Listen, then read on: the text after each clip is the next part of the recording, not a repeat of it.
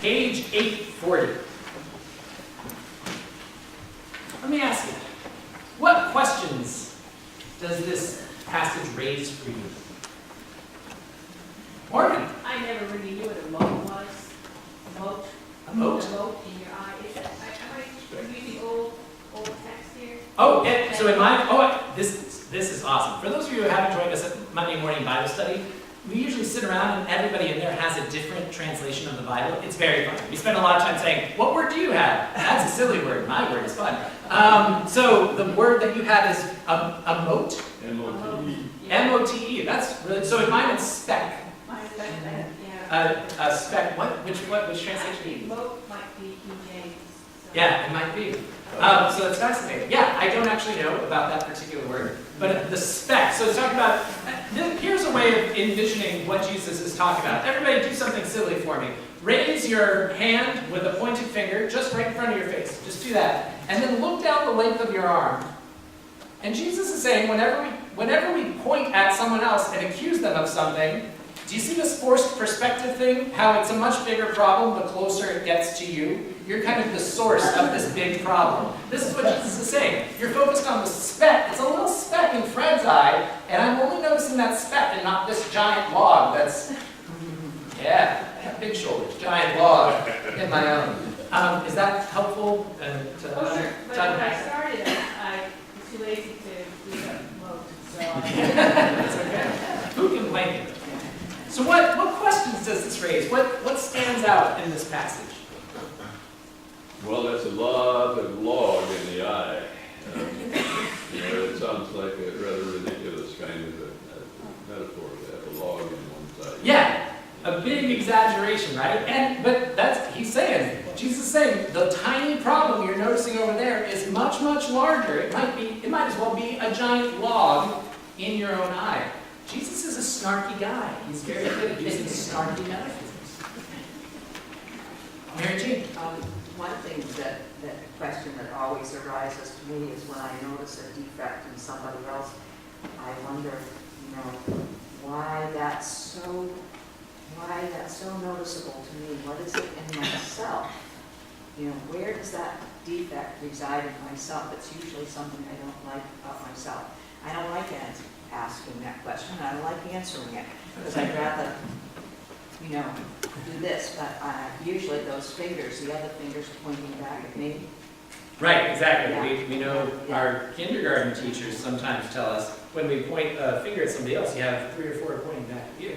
Yeah, absolutely. Yeah, we get really mad when we see other people doing the things that we don't like about ourselves. It's infuriating. But how often do we sit with that and really challenge ourselves on that? I think you should stop gossiping. It helps us. Stop. Oh, so you think the message here is to not gossip? Not to talk so much about it. To talk. Yeah, there's a German word for that, right? I'm not going to be able to come up with it, but it means like chit-chat, right? It means like... Question? Yes, that's it. Yeah, so it's saying, yeah, don't worry so much about what your neighbor's doing. Don't worry so much about what other people are doing. They're not your problem. It's not your business. Yeah, Garth? Mr. Freud calls it projection. Projection, yes. We're projecting our own issues onto other people.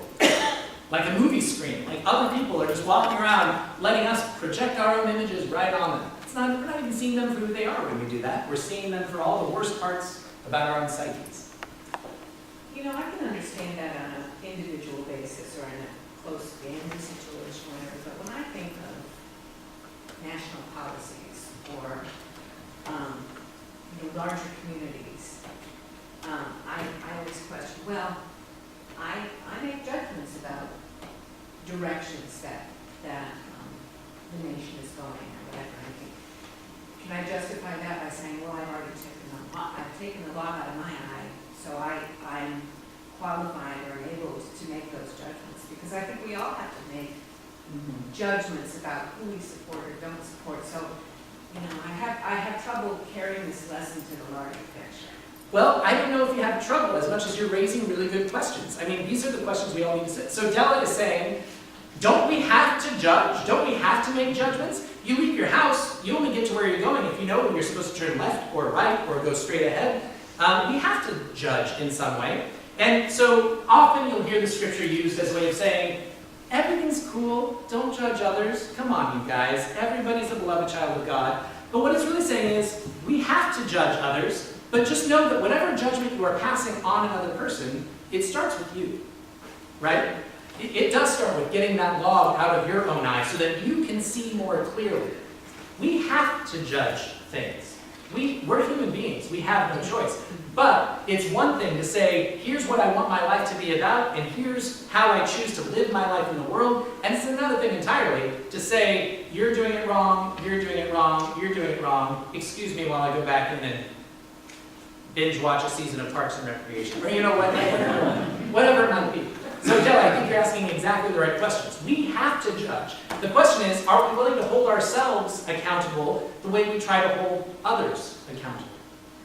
And so how does that expand into public policy versus one-on-one relationships? Another very good question. Deb? I think I get upset when bad things happen, huge things happen, and people say, why did God let this happen? And I think we need to begin to say, how did I let this happen? What have we not done that we should have done that would have prevented this situation, or at least alleviated some of the misery? That's a great, yeah, rather than pointing, it even applies to God, right? God, what did you do? Oh, okay. Maybe I could have done something to help. Maybe I could still do something to help. Yeah, absolutely. Are we pointing blame, or are we willing to look at our own lives first? We've been having, I want to hear from more of you, but just real quick to put this in context. We've been having a conversation these last few weeks in this church, a conversation that tries to go deeper and more broad than the conversations we hear happening out in our culture.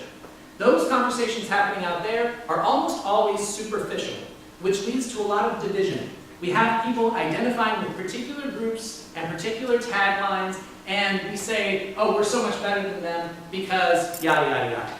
So we started taking a deeper look a couple weeks ago by talking about how human beings are bound together. What binds us together? What is the basis of our relationship with one another?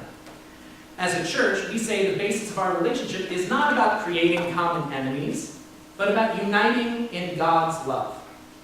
And then last week, we talked about looking at what organizations of people do, looking at what communities do, how do we organize, how do we operate, what does that teach us about our goals and how we're going to achieve them? And that's great to have that zoomed out perspective and to be able to see the whole system honestly for what it is. But today we have to zoom in. Today we have to go so far inward that we're actually able to see the barrier that keeps each of us from treating others as the beloved children of God they are. It's what Jesus had to teach. Jesus said every single person on this earth is beloved. And the very next teaching is there's something preventing you from seeing that. There's something in your life that is keeping you from receiving God's love. And therefore keeping you from being able to treat others as God's beloved. Kathy? I keep, thinking about all those toxic chemicals spilling into the water in Texas. But I love my car. Right. And it keeps me independent. Right. So it's my independence that's causing, in a way, that situation that's killing me. So on the one hand, we have a horrible situation in Houston that has absolutely nothing to do with us, and there's chemicals being spilled all over the place, but those chemicals are there to help support our lifestyles that make it easier for us to go where we need. In Kathleen's case, it's something that helps her live on her own and claim her independence. You're going very personal, very deep with this, and I really appreciate that. That's the question. How responsible are we for our brothers and our sisters? What was that, Kathleen? I can't ride a bike, I've tried. Right. Not all of us can. Not all of us can. And I think the tragedy in Houston has brought out the community in an overriding way. We keep hearing people helping, rising above themselves. And I think that is probably the most positive thing that we've heard in Houston, in a tragic situation. I think it's the goodwill that rises above differences that is exemplary. I totally agree. It's kind of awe-inspiring to see people in the worst of times reach out and bring out their best selves. It's like that story that we just told with the kids a little while ago. Moses was kind of an awful person, as most biblical heroes are. And when he goes before God, how does God judge him? Not by the worst of what he's done, but by the best of what he can do, of what he's capable of doing to love and serve others. And I think that is where the scripture is going. We have one job on this planet, to love and serve our neighbors as ourselves. That's it. That's what God judges us on. Anything else you do, it can be forgiven through grace, through our ability to confess what we've done and try to do better tomorrow. But we're never going to get there if we're hung up with this log in our own eye. The image of the log, it seems to me that it's talking about the barrier. The thing that gets in our way, that prevents us from really knowing ourselves as deeply loved. And if we don't know it for ourselves, we can't treat others as if they are deeply loved. We have to literally remove the thing preventing us from knowing the love of God. For some of us, those are things we've done. For some of us, it's just stuff we were born with. That doesn't make it easy to get rid of, but it doesn't excuse us from living with it. A very brief story. Anytime I tell you a personal story in this space, I would tell you about it for me. I tell you about it because I think it has something to teach all of us. Many of you have never noticed, but some of you might have noticed my teeth look different today than they did a few weeks ago. So here's the story of my teeth.